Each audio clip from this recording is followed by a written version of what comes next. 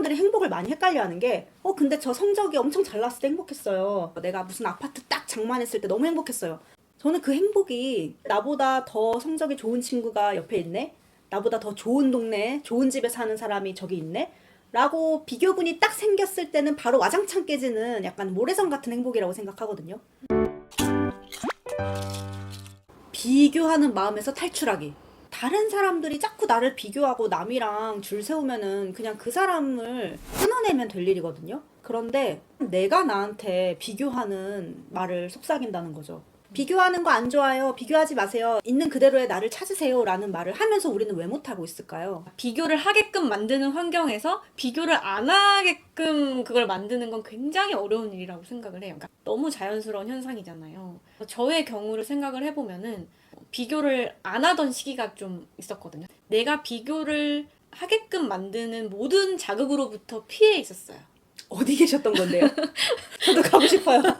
네, 물론 일시적이었어요. 영국으로 가서 봉사활동 기관에 있었거든요. 한국에서 하던 모든 공부, 모든 그런 취업에 대한 걱정, 이런 것들 잠시 내려놓고 떠났던 시기여서 영국에서 제가 투지폰을 썼거든요. SNS, 한국에 있던 친구들과 연락, 어떻게 살고 있는지 이런 거를 사실은 거의 안 보면서 지냈고 하루 종일 봉사만 하면서 지냈던 거예요. 그러다 보니까 자연스럽게 비교할 수 있는 자극이 없어지는 거예요. 다 이제 똑같은 단체 티셔츠를 입고 다니거든요. 그리고 아무도 화장을 안 해요. 봉사를 하니까. 나라는 존재가 흐려졌지만 마음적으로는 너무 편했어요. 그러니까 어느 정도는 내가 비교를 하게끔 만드는 환경, 자극들로부터 의도적으로 멀어지는 게 필요하다는 거죠. 그러면 그 전에 한국에 있었을 때 자꾸만 비교를 하게 됐던 것들, 그것들이 사실은 지니쌤한테 그렇게까지 중요하지 않았다는 말이 되나요? 맞아요. 사실은 안 중요했던 것 같아요. 나한테 중요했다면 거길 떠나 있었어도 생각나야 되는 건데 생각이 나지 않았거든요. 비교는 다 남의 목소리예요. 우리가 크면서 혼자 크지 않잖아요. 부모님이 우리가 어떤 행동을 할 때 칭찬을 하고 받아주고 예뻐해 주는지 그거를 어린아이들이 귀신같이 알고 그거에 맞춰서 큰단 말이에요. 다른 사람들이 중요하게 생각하는 것들, 뭐 성적, 외모, 스펙 그런 거에 기반해서 우리한테 칭찬하거나 타박하거나 이런 걸로 이제 습득이 되는 거예요. 그래서 내가 그 외부 환경이랑 똑 떨어져 있을 때는 그 목소리가 갑자기 안 들리니까 비교를 안 하게 되네? 라고 되는 거죠. 그리고 그렇게 혼자 있다 보니까 그 이후에는 비교 말고 어떤 걸 좀 그럼 신경 쓰시게 됐나요, 그때는? 진짜 처음으로 행복이 뭔지, 다른 사람들은 어떨 때 행복을 느끼는지에 대해서 주의가 가더라고요. 그래서 그때 저는 이제 장애인분들을 케어해주고 같이 일상을 보내는 기관에 있었는데 어떤 분이 그러시는 거예요. 그냥 똑같은 하루였는데 자기 오늘 너무 행복하고 너무 감사함을 느낀대요. 저는 그렇게 느끼고 있지 않았거든요. 왜 그러시냐 했더니 이 선선한 바람, 그리고 이 태양, 그리고 너와 함께 그냥 하루를 시작할 수 있다는 점이 너무 행복하고 감사함을 느낀다는 거예요. 그때 이제 뒤통수를 맞은 듯이 나는 여태까지 무엇을 추구하고 살고 있었지? 언제 행복을 느꼈지? 이 행복조차도 누군가가 정해놓은 어떤 걸 따라가고 있진 않았나? 이런 생각들을 많이 하면서 앞으로 어떤 삶을 살아가고 싶은지 그렸던 것 같아요. 근데 이게 그럼 외부의 목소리가 저의 뇌를, 저의 마음을 지배하고 있었을 때는 이런 걸 저한테 물어줄 여유가 없었어요. 이 외부의 기준을 따라가느라고 너무 할 일이 많은 거예요. 남의 목소리를 다 치우고 나니까 내 목소리가 뭐였는지를 듣게 됐다는 것처럼 들려요. 네.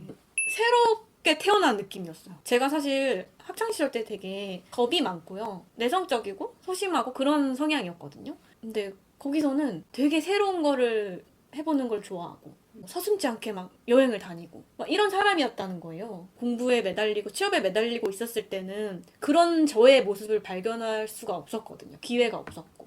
사람들이 행복을 많이 헷갈려 하는 게 근데 저 성적이 엄청 잘 나왔을 때 행복했어요. 내가 무슨 아파트 딱 장만했을 때 너무 행복했어요. 저는 그 행복이 나보다 더 성적이 좋은 친구가 옆에 있네? 나보다 더 좋은 동네에 좋은 집에 사는 사람이 저기 있네? 라고 비교군이 딱 생겼을 때는 바로 와장창 깨지는 약간 모래성 같은 행복이라고 생각하거든요. 아, 내가 남들보다 뒤처지지 않았다. 다행이다. 하는 안도감에 가까운 것 같아요. 그래서 왜 내가 원하던 거라고 생각했던 거를 성취한 이후에 오히려 갑자기 공허감을 느끼시는 분들이 있잖아요. 원하던 걸 이뤘는데 허전해. 그게 진정으로 내가 원하는 행복이었나? 아닐 가능성이 높다는 거죠. 비교로 인해서 추구해왔던 가치들은요. 나를 시끄럽게 하는 그런 비교하는 목소리들을 좀 가라앉힐 수 있는 환경에 가서 이제 내 목소리가 뭔지 한번 들어보고요. 나는 이런 걸 할 때 행복했어. 이거 하고 싶어. 라는 목소리를 발견하면은 이제 그 다음 단계는 그 목소리를 조금 더 키워주는 거, 개발해주는 거가 됩니다. 저는 이거를 제가 수영하면서 느꼈거든요. 수영 배운 지 얼마 안 됐어요. 아직 초급반이에요. 제가 왜 수영할 때 행복하다고 느꼈냐면요. 다른 막 이기고 지는 게임이 있는 경기들 있잖아요. 그거 할 때도 재밌고 막 그러긴 한데 수영은 그런 게 없이 그냥 처음에는 내가 물에서 뜰 줄도 몰랐는데 어느 순간 이렇게 뭘 자꾸 발장구를 치더니 앞으로 가고 있고 어느 순간 이렇게 팔을 저으면서 앞으로 가고 있더라고요. 나의 발전이 너무 잘 보이는 그런 운동인 거예요. 못했던 걸 하게 됐네? 기쁘다. 너무 신기하다. 사실 물속에 있는 순간 다른 사람들이 신경 쓰이진 않잖아. 못 보죠? 나와의 싸움이잖아요. 호흡과 어떤 몸의 싸움이지. 맞아요. 누군가 경쟁하면서 막 하는 뭐 수영 대회를 나가실 게 아니라면요. 나밖에 안 보여요. 내가 갈 길이랑. 그리고 내 느낌에 정말 집중할 수 있고요. 이 물살을 가르는 나의 팔. 이런 거에 집중하다 보면은 잡념이 사라지고 그냥 내 지금 현재 경험에 오롯이 집중하게 되면서 내가 이룬 성취들에 기뻐할 수 있더라고요. 이게 저한테는 수영이라는 예시로 들지만 모든 분들께 자기에게 기쁨을 주는 그런 경험들이 다를 수 있거든요. 그런 걸 일단 찾고 그런 거를 좀 개발하면서 내가 비교로부터 자유로운 행복을 얻을 수 있을 때 비교가 조금 내려놓아지는 것 같아요.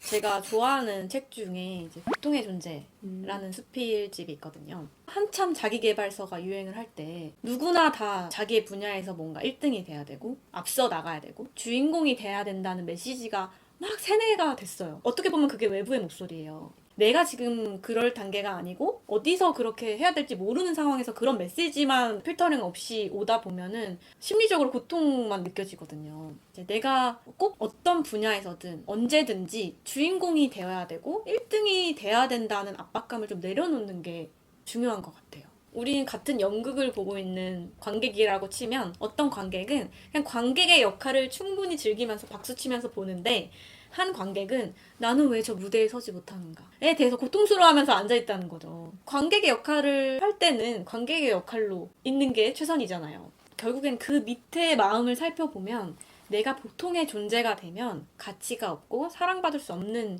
존재가 될 것에 대한 두려움이 깔려있는 경우가 많거든요.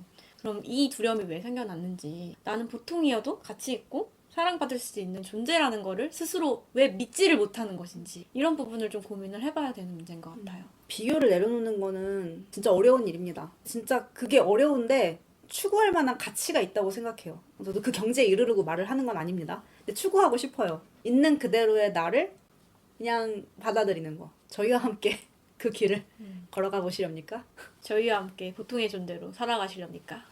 근데 어렵단 말이죠, 네. 진짜. 누구나 주인공이 되고 싶고 누구나 특별해지고 싶죠. 근데 말하다 보니까 오히려 보통의 존재로 남으려는 사람이 특별한 것 같아요. 누구나 특별함을 쫓는다면. 그러네요.